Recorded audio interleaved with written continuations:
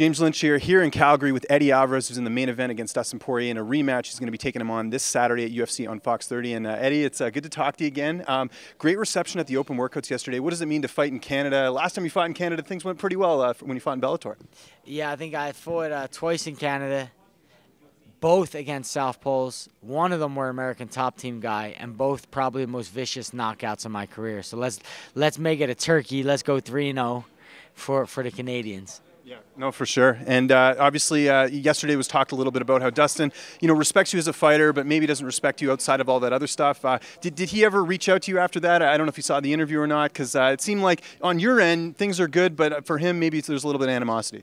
No, I think he's upset about some things I said on Twitter or whatnot and things like that. And I have a background, like I know my truth. I know what I see. I know what I feel. So if he's emotional about it, then good. It'll make for a better fight.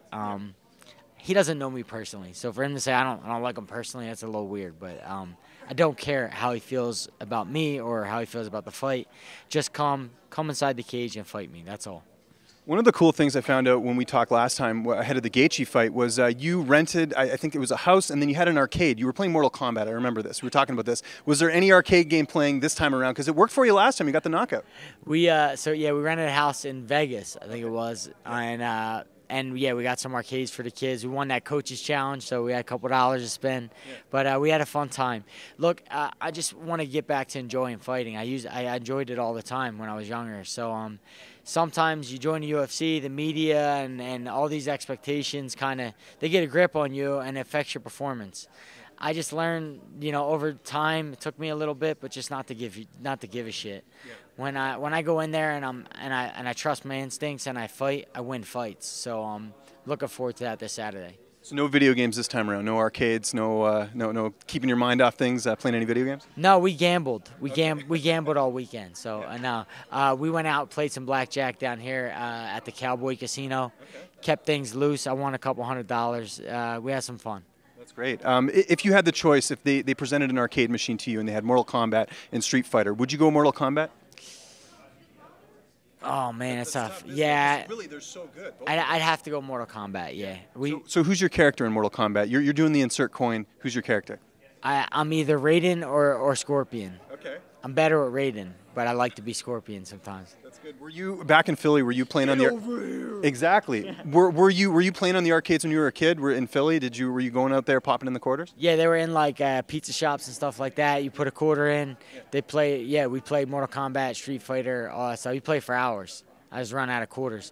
I used to have to buy something with a food stamp and then get real money for the food stamp. Yeah. And then so like I would buy a quarter bag of chips and they give me 75 cents back and I'll put it in. Do your skills still hold up? Like if you were to play someone right now, do you think you'd be able to become victorious? No, I stink, man. I don't do too bad on Xbox One when I play my kids. Yeah. But I think I just beat them mentally because I'm their dad. But when other people come in, they stomp me. So. Well, you should get them to play the old school one because that's really what you were trained on. I mean, these new Mortal Kombats, there's all these different buttons and everything. It's a little bit complicated. Yeah, with the paddle, it's tough. But if we're at an arcade, there's like 3 buttons, a blue one, a red one, and then you got the joystick. So I'll do better that way. Let's talk about training camp. You come from a great camp, obviously. Training partners, who are some of the bodies you've been working with that are helping you get ready for this fight? Frankie Perez is always like a big help to me always, but you got Frankie Egger, it's always there, Marlon Moraes, a couple of the Dagestanian guys, Zabit, Tamar. There's a laundry list of them coming in as well. But I brought in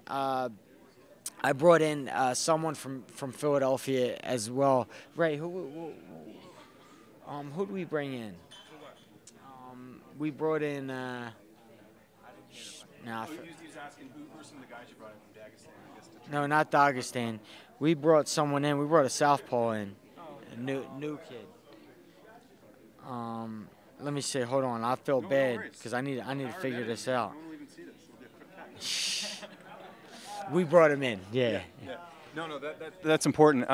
Is it weird at all because you might face Khabib down the line, especially if you win this fight? Was there any hesitation maybe working with him to maybe reveal some secrets or anything like that? I don't care.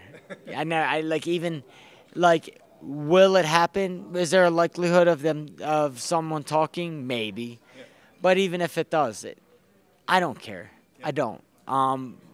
You can share everything that I do inside. There's no secrets here. It's a punch, a kick, a takedown, and whatever. You have to react to it in split-second time. So even if you know my whole plan, good luck, fighting me against it. Were you surprised when he mentioned Dustin as a possible opponent next if the McGregor fight doesn't work out? Not you, because, I mean, you're in this fight as well. I think in some ways he was – I don't know if they had announced the matchup at the time, but I remember after he won the title, he said he'd be open to fighting Dustin, but your name never came up. I don't know. I think he said I thought he'd say the winner of me and him, but I don't know. But he knows I'm a free agent, so maybe he's not saying my name. Okay, interesting. Is there any more pressure with that, with this being the last fight in your contract? Although you've been in so many situations with Bellator and Dream and everything else, is this just another, as far as being the last fight in your contract, it doesn't really matter? No pressure. It just makes it more exciting. Yeah. No pressure. You thrive off that, don't you? Yeah, I like to feel something. Yeah, that's interesting. Dustin, he's very tough to finish these last couple of fights. I mean, he's been on a roll. He's been, knocking guys out. How do you get the finish in this fight, and how do you do it where, there's no controversy or anything? It's a plain knockout? The guys he's finishing, they're very finishable. You know what I mean? I'm a hard guy to finish. Even you seen the last fight. He hit me with his best shot. That left hand's his best shot. Hit me clean. Hats off to him. He did a good job. Still didn't finish me. Still, I was very hesitant. Fought a bad fight.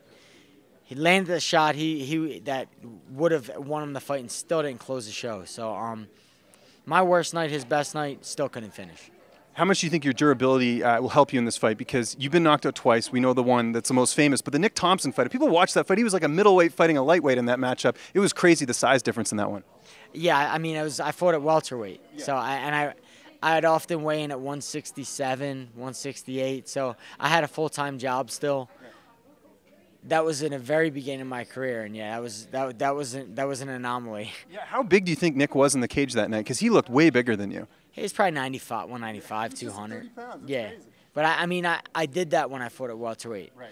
And I still to this day believe that weight has no bearing on whether you can beat a man in a fight or not. I think it all has to do with the spirit of the fighter, and if you have a strong spirit, you can overcome any weight issue, any obstacle, speed or strength or whatever. I know the priority is to re-sign with the UFC, but does any party you think, Risen's out there, you fought in Dream, you had a lot of fans out there. One of my favorite fights of yours was the fight with Kawajiri. I mean, that's a fight that never gets talked about a lot. Is there any sort of in the back of your head thinking, man, that would be cool to fight in Japan again? There's just so many options. Yeah. There wasn't. Years ago, there wasn't. Everybody, the UFC was out. There's just so many options today. It's insane. So, to not explore free agency is a little bit foolish. There's a lot of options. So we'll see. There's a big fight coming up in a few weeks. James Vick, Justin Gaethje. You fought Gaethje. Who do you think wins that fight? I don't know. I'd like to say, man, I'm pulling for Justin for sure. He's just fighting a little bit too often. I'd like for him to take a little bit of time off, rest up a little bit, reset. I'd like to see that happen. Sometimes you get rejuvenated, come back with a different energy, and able to go on a run. But with Vic, just looks like the size difference. The length would be a little bit tough to deal with, maybe, because Justin does take shots. But if Justin starts popping them leg kicks, man, it's gonna be a long night. I felt them. Okay. You don't get out of round, it's gonna be tough to get out of round 2, round 3 when he starts letting them off. So it's a pick 'em. And last question for you here. How do you see this fight playing out on Saturday? Are we going to see a finish? With it being 5 rounds, I imagine the chances are pretty likely.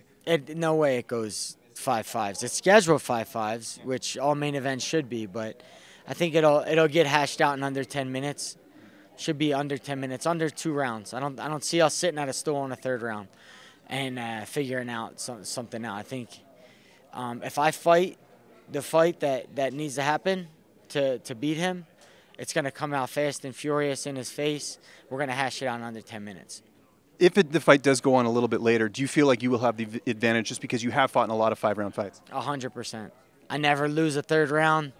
I start everything I do when I go on runs. My first mile may be 6:30, second mile 6, third mile, I go down. Like, I literally turn up. The more I sweat, the more demons pop in my head. I begin to get more excited and more aggressive as the event goes on. That's great, man. Thanks again for the time, Eddie, and best luck on Saturday. Thank you.